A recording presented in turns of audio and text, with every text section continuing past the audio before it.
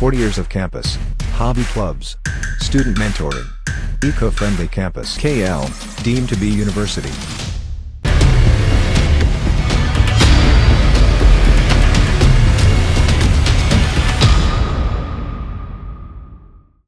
నమస్తే, welcome to RTV. మే 13 మండు వేసవి. ఆ మండు వేసవిలో ఆంధ్రప్రదేశ్లో 25 లోక్సభ స్థానాలకు 175 అసెంబ్లీ స్థానాలకు ఎన్నికలు జరగబోతున్నాయి. ఆ ఎన్నికల్లో గెలిపే లక్ష్యంగా అన్ని పార్టీలు కూడా వ్యూహ ప్రతివ్యూహాలతో ముందుకు వెళుతూ ఉన్నాయి. ఈ నేపథ్యంలో మనం లీడర్స్ వార్లో చూస్తున్నాం. ఆయా నియోజకవర్గాల్లో ప్రధాన పార్టీల అభ్యర్థులు ఎవరు, వారి బలాబలాలు ఏంటో మనం ఇప్పుడు గన్నవరం నియోజకవర్గానికి సంబంధించిన వివరాలు చూద్దాం. గన్నవరం నియోజకవర్గం నుంచి వైసీపీ నుంచి బరిలో ఉన్నారు వల్లభనేని వంశీమోహన్, అలాగే టీడీపీ నుంచి బరిలో ఉన్నారు యార్లగడ్డ వెంకట్రావు. ఒక్కసారి వీళ్ళిద్దరి నేపథ్యం మనం చూసినట్లయితే గతంలో కూడా ఈ నియోజకవర్గం నుంచి ఈ ఇద్దరు అభ్యర్థులు పోటీలో ఉన్నారు. కానీ అప్పుడు పార్టీలు వేరు, ఇప్పుడు ఈ ఇద్దరు అభ్యర్థులు బరిలో ఉన్నారు, ఇప్పుడు వేరు వేరు పార్టీల నుంచి బరిలో ఉన్నారు. వల్లభనేని వంశీమోహన్కి సంబంధించిన వివరాలు మనం చూద్దాం. ఆయన బలాబలాలేంటో ఒకసారి మనం చూసినట్లయితే వల్లభనేని వంశీమోహన్కి ఆయన కమ్మ సామాజిక వర్గానికి చెందిన నేత. వెటర్నరీ సైన్స్లో పీజీ చేశారు వల్లభనేని వంశీమోహన్. 2009లో టీడీపీ తరపున పోటీ చేశారు. టీడీపీ తరపున విజయవాడ ఎంపీగా పోటీ చేసి ఆ ఎన్నికల్లో ఆయన ఓడిపోయారు.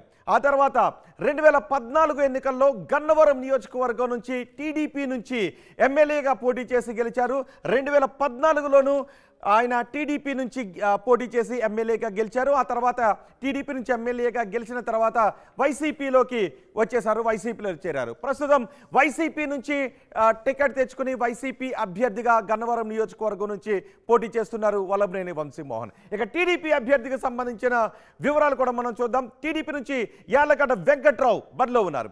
యార్లగడ్డ నేపథ్యాన్ని మనం చూసినట్లయితే కమ్మ సామాజిక వర్గానికి చెందిన నేత యార్లగడ్డ వెంకట్రావు వ్యాపారవేత్త. ఆయన 2019 ఎన్నికల్లో వైసీపీ నుంచి పోటీ చేసి చాలా స్వల్ప ఓట్ల తేడాతో ఓడిపోయారు. కేవలం 645 ఓట్ల తేడాతోనే యార్లగడ్డ వెంకట్రావు వంశీ పైన ఓడిపోయారు. ఆ తర్వాత వంశీ వైసీపీలోకి వెళ్ళిపోవడం, యార్లగడ్డ టీడీపీలోకి రావడం లాంటి పరిణామాలు జరిగాయి. గత ఏడాది టీడీపీలో చేరారు. గన్నవరం ఇన్ఛార్జ్ బాధ్యతలను కూడా ఆయన తీసుకున్నారు. ఆయన కేడీసీసీ చైర్మన్గా 3 ఏళ్ల పాటు పనిచేశారు యార్లగడ్డ వెంకట్రావు. ఖచ్చితంగా ఈసారి గెలుపు నాది అని యార్లగడ్డ ధీమాను వ్యక్తం చేస్తున్నారు. మరి అక్కడ ఇద్దరు అభ్యర్థులకి కూడా ఉన్న వివరాలు ఏంటో కూడా మనం చూద్దాం. ఒకసారి మనం మొత్తం నియోజకవర్గ వివరాలు చూసినట్లయితే గన్నవరం నియోజకవర్గం మచిలీపట్నం లోక్సభ స్థానంలో భాగంగా ఉంది. ఆ నియోజకవర్గం టీడీపీకి కంచుకోటగా ఉంది. అక్కడున్న మండలాలను కూడా మనం చూసినట్లయితే బాపులపాడు, గన్నవరం, ఉంగుటూరు, విజయవాడ రూరల్ మండలాలు ఈ గన్నవరం నియోజకవర్గంలో ఉన్నాయి. గన్నవరం నియోజకవర్గం మచిలీపట్నం లోక్సభ నియోజకవర్గ పరిధిలో ఉంటుంది. సో అక్కడ నుంచి ఈసారి టీడీపీ వ్యూహాలు టీడీపీకి ఉన్నాయి, వైసీపీ వ్యూహాలు వైసీపీకి ఉన్నాయి. మొత్తం ఒకసారి వ్యూహ ప్రతివ్యూహాలు సామాజిక వర్గాల వారీగా కూడా వ్యూహ ప్రతివ్యూహాలను రూపొందించుకుంటూ ముందుకు వెళ్తున్నారు. సో అక్కడ సామాజిక వర్గాల ఓట్లు ఏ విధంగా ఉన్నాయో కూడా మనం చూద్దాం. ఎస్సీ ఓట్లు 76,000 ఓట్లు ఉన్నాయి. కాపుల ఓట్లు 60,000 ఓట్లు ఉన్నాయి. కాపు సామాజిక వర్గానికి చెందిన ఓట్లు 60,000 ఉంటాయి. బీసీల ఓట్లు 57,000 ఓట్లు ఉన్నాయి. ఇక కమ్మ సామాజిక వర్గానికి చెందిన ఓట్లు 47,000 ఓట్లు ఉన్నాయి. ఈ ఎన్నికల్లో సామాజిక వర్గాల ఈక్వేషన్స్గా కూడా వ్యూహ ప్రతివ్యూహాలను రచించుకుంటూ అభ్యర్థులు ముందుకు వెళ్తూ ఉన్నారు. మన సామాజిక వర్గాల ఓట్లు ఏ విధంగా ఉన్నాయో కూడా మనం చూసాం. ఒకసారి మా ప్రతినిధి రాజేష్తో మనం మాట్లాడదాం. రాజేష్, గన్నవరం నియోజకవర్గంలో ఈసారి ఏం జరిగే అవకాశం ఉంది? వల్లభనేని వంశీమోహన్, యార్లగడ్డ వెంకట్రావు ఇద్దరు గత ఎన్నికల్లో కూడా ఇద్దరు ప్రత్యర్థులే, ఈ ఎన్నికల్లోనూ సేమ్ ప్రత్యర్థులే, కానీ పార్టీల నుంచి డిఫరెంట్ పార్టీల నుంచి పోటీ చేస్తున్నారు. స్వల్ప ఓట్ల తేడాతోనే యార్లగడ్డ వెంకట్రావు అప్పుడు ఓడిపోయిన పరిస్థితి కనిపిస్తుంది. ఈసారి అక్కడ బలాబలాలు ఈక్వేషన్స్ ఏ విధంగా ఉన్నాయి? ఖచ్చితంగా అభ్యర్థులు మాత్రం ఒకళ్ళే, కానీ పార్టీలు మాత్రం ప్రస్తుతం గన్నవరంలో మారాయని చెప్పాలి. ఇప్పుడు గన్నవరం నియోజకవర్గంలో గెలుపు మీద కూడా 2 తెలుగు రాష్ట్రాల్లో ఆసక్తిగా చూస్తున్నారు. దానికి ప్రధాన కారణం వల్లభనేని వంశీ తెలుగుదేశం పార్టీ నేతల మీద, భువనేశ్వరి మీద, చంద్రబాబు నాయుడు మీద చేసిన వ్యాఖ్యలే దీని ప్రధాన కారణం అని చెప్పాలి. కొంత హాట్ నియోజకవర్గం పేరున్నటువంటి గన్నవరంలో ఈసారి గెలుపు ఎవరనేది చర్చ నడుస్తున్న నేపథ్యంలో ఖచ్చితంగా ఈసారి గెలుపు తనదే అంటున్నారు వల్లభనేని వంశీ. దానికి ప్రధాన కారణం ఏంటంటే 2014-19 గెలిచాను, ఈసారి హ్యాట్రిక్ కొడతానని చెబుతున్న నేపథ్యంలో ఇప్పుడు యార్లగడ్డ వెంకట్రావు కూడా ఖచ్చితంగా టీడీపీ తరఫున పోటీ చేస్తున్న యార్లగడ్డ వెంకట్రావు తనదే గెలుపంటున్నారు. దానికి ప్రధాన కారణం ఏంటంటే టీడీపీ కంచుకోటకు ఉన్నటువంటి గన్నవరం 2014-19 వంశీని గెలిపిస్తే ఈసారి తనని గెలిపిస్తారని ఒక ధీమాలో ఉన్నారు. అయితే గన్నవరం నియోజకవర్గానికి కీ ఫ్యాక్టర్గా మారేది మాత్రం కాపు సామాజిక వర్గ ఓట్లు అని చెప్పాలి. ఎందుకంటే ఎస్సీ ఓటు బ్యాంకు 76,000 ఉంటే తర్వాత అధికంగా 60,000 ఓట్లు కాపు సామాజిక వర్గానికి సంబంధించిన ఓట్లు ఉన్నాయి. ఇది ఖచ్చితంగా కూటమి అభ్యర్థిగా ఉన్నటువంటి యార్లగడ్డ వెంకట్రావుకి కలిసి వస్తే అంశం. ఎందుకంటే 2019లో వైసీపీ తరఫున పోటీ చేసినటువంటి యార్లగడ్డ వెంకట్రావు వంశీ మీద 645 ఓట్ల తేడాతో మాత్రమే ఓడిపోయారు.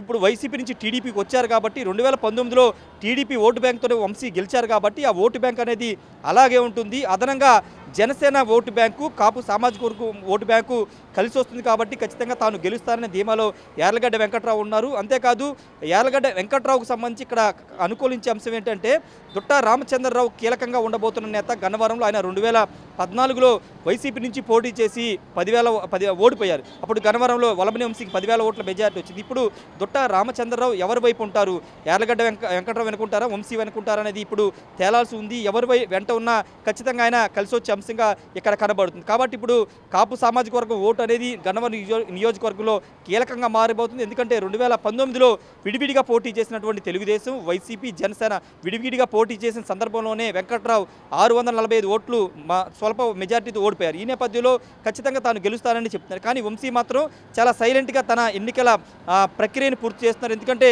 6 నెలల ముందు వరకు చాలా యాక్టివ్గా ఉన్నటువంటి వల్లభనేని వంశీ గత ఎన్నికల సీజన్ అంటే గత జనవరి నుంచి కానీ ఆయన చాలా సైలెంట్గా ఉన్నారు. సైలెంట్గానే తన రాజకీయాన్ని అంతా చేస్తూ ఉన్నారు. ఎందుకంటే ఎన్నికల ముందు ఎక్కడ కూడా మీడియాతో మాట్లాడడం కానీ ఎక్కడ ఎవరి మీద విమర్శలు కానీ చేయకోకుండా చాలా సైలెంట్గా రాజకీయం చేస్తున్న నేపథ్యంలో ఖచ్చితంగా వంశీ విజయం తథ్యం అనేది ఆ పార్టీ నేతలు చెప్తున్నారు. ఇక్కడ ఇంకొక ముఖ్యమైన విషయం ఏంటంటే గన్నవరంలో ఓట్ ట్రాన్స్ఫర్ అనేది. ఎందుకంటే 2019లో యార్లగడ్డ వెంకట్రావుకు తెలుగుదేశం పార్టీ ఓట్లు వేశారు, వంశీకి టీడీపీ ఓట్లు వేశారు. కానీ ఇప్పుడు వంశీ వైసీపీలోకి వచ్చారు కాబట్టి టీడీపీ ఓట్లు వంశీకి ఎంతవరకు ట్రాన్స్ఫర్ అవుతాయి, టీడీపీ వాళ్ళు ఎంతమంది వంశీ వైపు ఉన్నారు, ఎంతమంది అతనికి ఓట్లు వేస్తారనేది ఇక్కడ ఎన్నికల్లో తేలే అవకాశం ఉంది. రెండోది యార్లగడ్డ వెంకట్రావుకి 2019లో వైసీపీ వాళ్ళు ఓట్లు వేశారు. ఇప్పుడు యార్లగడ్డ వెంకట్రావు టీడీపీలోకి వచ్చారు కాబట్టి ఆయనతో పాటు వైసీపీ నుంచి టీడీపీలోకి ఎంతమంది వస్తారు, ఎంతమంది ఆయనకి ఓటు వేస్తారు, మొన్న వైసీపీకి ఓటు వేసిన వాళ్ళు ఇప్పుడు ఎంతమంది యార్లగడ్డ వెంకట్రావుకు టీడీపీ తరపున ఓటు వేస్తారనేది ఇక్కడ సైమల్టేనియస్గా అటు నుంచి ఇటు నుంచి అటు ఓటు ట్రాన్స్ఫర్ అనేది ఎంతవరకు జరుగుతుందనేది చాలా కీలక పరిణామంగా చూడాలి. ఎందుకంటే వాళ్ళ ఓటు ట్రాన్స్ఫర్ అయితేనే ఎవరైనా గెలిచే అవకాశాలు ఉంటుంది. ఇంకొక కీ ఫ్యాక్టర్ మనం చెప్పాము ఇంతకుముందే కాపు సామాజిక వర్గం. తర్వాత ఎస్సీలు కూడా చాలా క్రియాశీలక పాత్ర పోషిస్తున్నారు. 76,000 పైగా ఉన్న ఓట్లు ఎస్సీ ఓట్లు కాబట్టి వాళ్ళు కూడా ఎటువైపు ఉంటారనేది చూడాలి. ఎందుకంటే అక్కడ క్యాండిడేట్లు ఇద్దరు కమ్మ సామాజిక వర్గానికి సంబంధించిన నేతలు కాబట్టి ఎవరి వైపు వన్ సైడ్గా వెళ్తారనేది చూడాలి. పథకాల ఇంపాక్ట్ అనేది చాలా ఉంటుందనేది వైసీపీ పెట్టుకున్న నమ్మకం కాబట్టి ఎస్సీ ఓటు బ్యాంక్ అంతా గంప గుర్తుగా తమకు పడుతుందనే నమ్మకంలో వల్లభనేని వంశీ ఉన్నారు. కానీ ఖచ్చితంగా ఎస్సీలంతా తన వైపు మళ్ళుతారనేది యార్లగడ్డ వెంకట్రావు ధీమా వ్యక్తం చేస్తున్న నేపథ్యంలో ఇప్పుడు ఆ ఓటు బ్యాంక్ ఎవరి వైపు వెళితే వాళ్ళకి ఎడ్జుండే అవకాశం ఉంది. రోహిత్. రైట్ రాజేష్, మొత్తానికి గన్నవరం నియోజకవర్గంలో ఏం జరుగుతుందనేది చాలా ఆసక్తికరంగానే మారింది. ఈసారి వల్లభనేని వంశీ గెలుస్తారా లేకపోతే యార్లగడ్డ వెంకట్రావు గెలుస్తారా?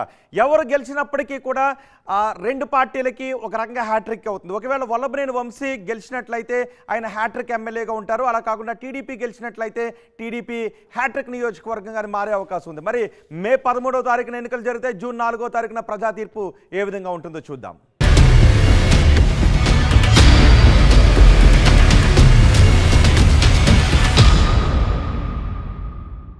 మరిన్ని వీడియోస్ కోసం ఛానల్ ని సబ్స్క్రైబ్ చేయండి. లేటెస్ట్ అప్డేట్స్ కోసం వాట్సాప్ ఛానల్ ని ఫాలో చేయండి. అండ్ లింక్ డిస్క్రిప్షన్ లో ఉంది.